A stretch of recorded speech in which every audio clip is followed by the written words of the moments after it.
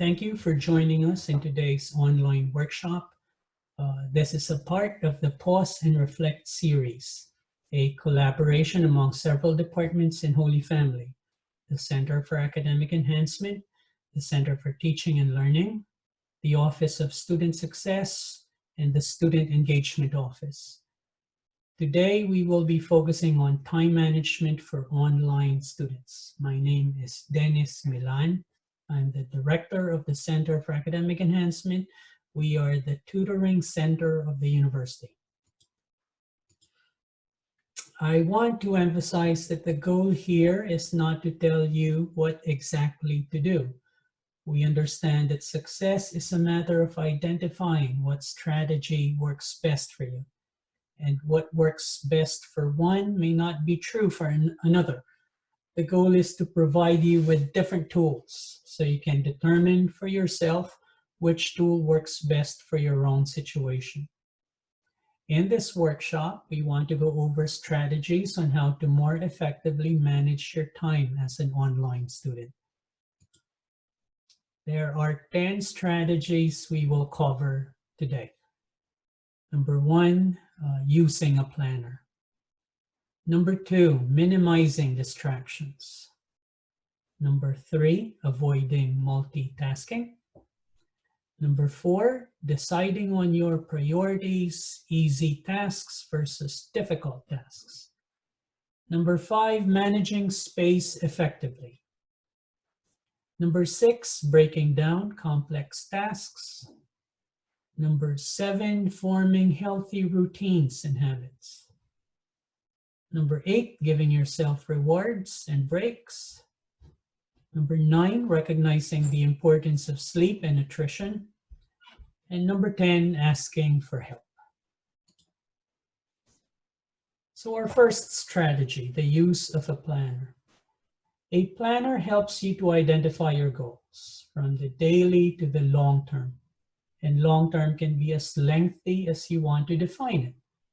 You can create a lifetime planner if you so choose. Within the context of a university, and for our purposes today, a multi-level planner with distinct sections on the following levels may work best. Semester, monthly, weekly, and daily planner. You may email the CAE at cae@holyfamily.edu for a copy of these sample planner sheets. A semester planner should include the big events for the semester, the start of the semester, any breaks, the last day to withdraw from a class, the final exam week. But it's also good to include personal events such as birthdays or weddings or anniversaries.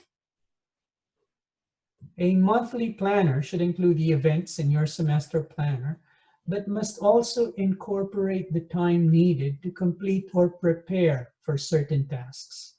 For instance, if you have an exam for the 20th of the month, you need to identify which days of the month will be used to study for that exam. A weekly planner will include all the information in the monthly planner, but must add specific times on when such tasks need to be done. You may also include notes for each task or activity in the weekly planner. For instance, if you have an exam, you can write the topics included in an exam. A daily planner will include all the information you have in your weekly planner as it pertains to that specific day, with a few more added details related to each task. A daily planner also gives you the pleasure of crossing out tasks that have been completed, a moment of victory that can be celebrated. Our second strategy, minimizing distractions. When you think of it, any activity can be a distraction, if that is not the goal for the moment. Your homework can be a distraction if you do it during a time when you should be having dinner with loved ones. In a more academic sense, there are many distractions in our day-to-day existence: TV, social media, video games. The key to minimizing distractions is to set a specific work period when you should not allow yourself to access these distractions.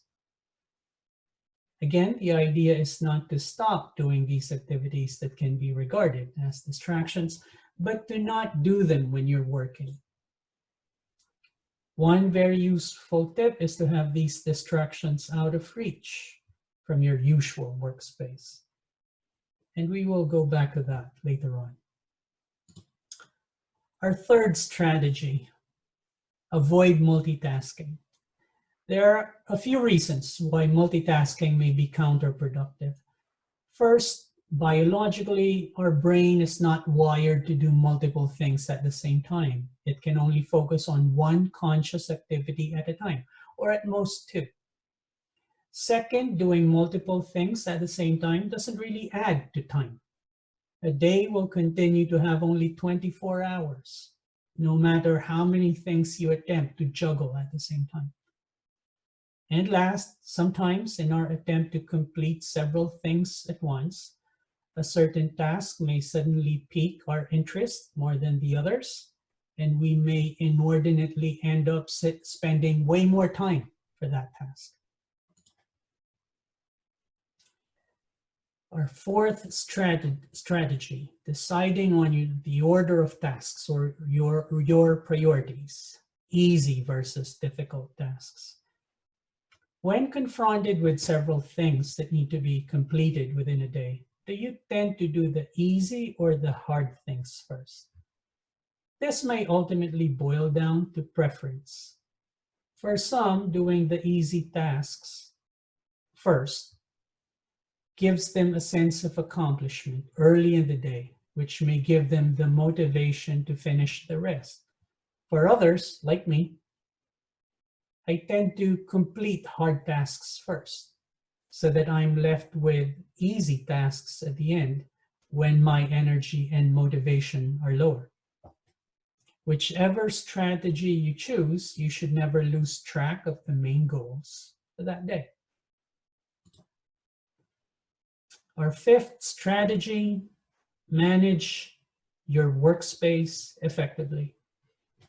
As an online student, you will do most, if not all, of your work at home. It's important that you identify a specific space at home to be your workspace. This helps you concentrate on your work, as you will associate this space with work. It can be a desk in your bedroom. It can be the kitchen table. It can be a little corner of the living room. Once you identify your workspace, there are some tips that can help you manage this space. So keep your materials that you typically use in close proximity. So things like your pen, your paper, your planner. Try to have a space that will help you focus and keep you calm. So making it visually appealing can help. You can add things, a plant, some decorative items, some photos, perhaps. Make sure you have ample lighting to help you see your notes. Lighting also helps direct your attention to certain areas, to certain tasks, which helps you focus. And since you're learning from home, you may be sitting in that workspace for hours at a time. Try to make it as comfortable as your resources would allow. For online learners, a good chair may just be as important as your computer. Our sixth strategy, break down complex tasks. As a university student, you will be given tasks that may take several days or even weeks to complete.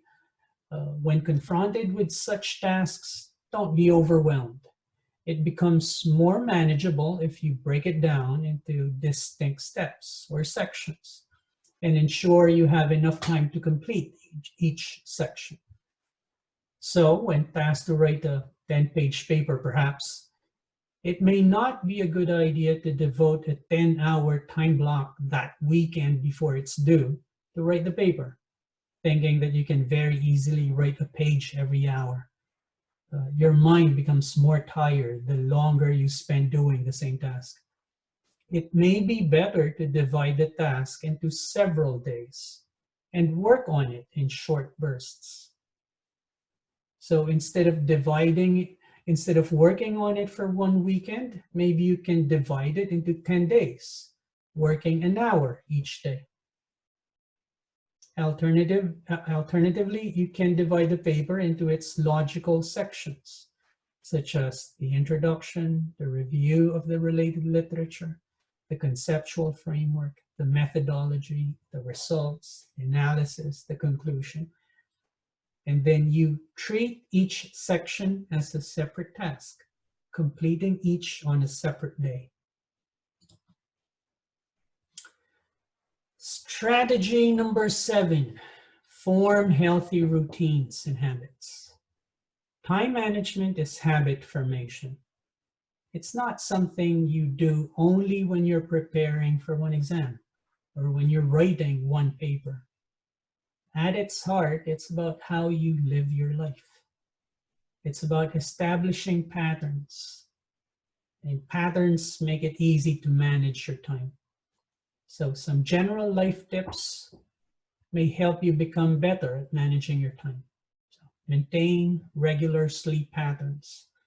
Go to bed at the same time each day. Wake up at the same time. Have structured meal time. Have your meals at the same time of each day,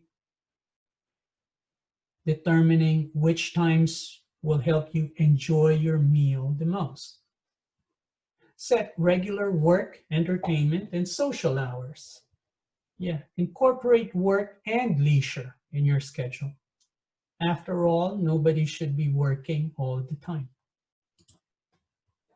Our 8th strategy, give yourself rewards and breaks. Celebrate your successes, no matter how little they may seem to you. After completing the introduction of your 10-page paper, for instance, reward yourself. And reward can come in many forms. It can be food, an ice cream cone, for instance. It can be extra time for entertainment. Watch a movie.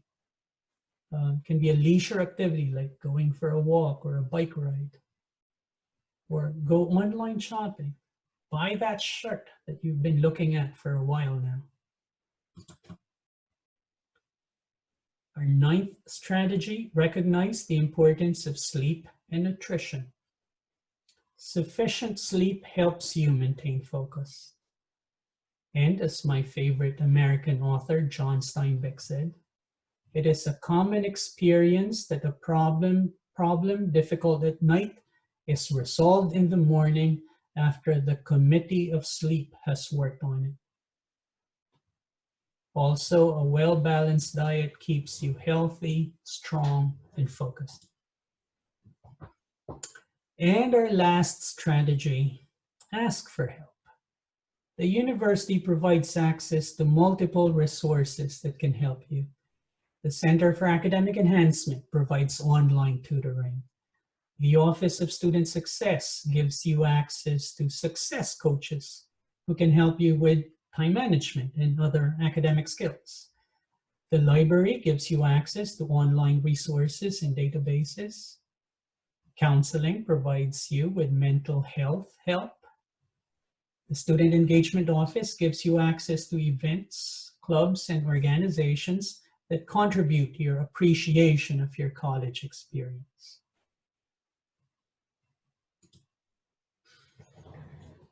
And as I've mentioned in the beginning, this online workshop is part of the Pause and Reflect series. So it's only fitting that at the end, we pause and reflect. So after all the ideas that we covered, let's reflect on our own strategies for time management.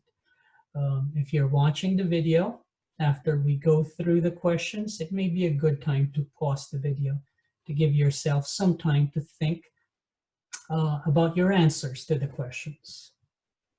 So first, describe your style of managing your time. Do you spend enough time on work, on leisure, on sleep? Which tasks prove to be most difficult for you to complete? Which tasks prove to be easy? In what ways can your time management skills improve?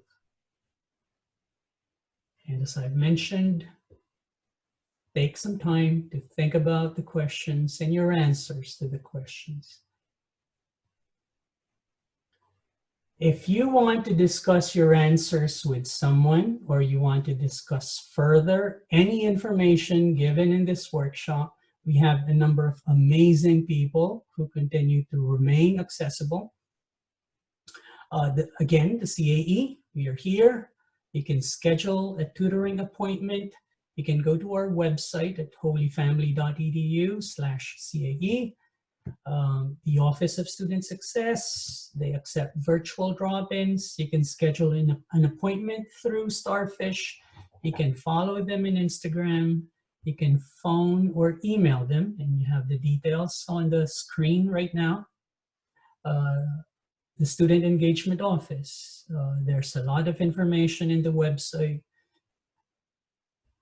You can also follow them on Instagram, and you can call them at 267-341-3495 or email them at seo@holyfamily.edu.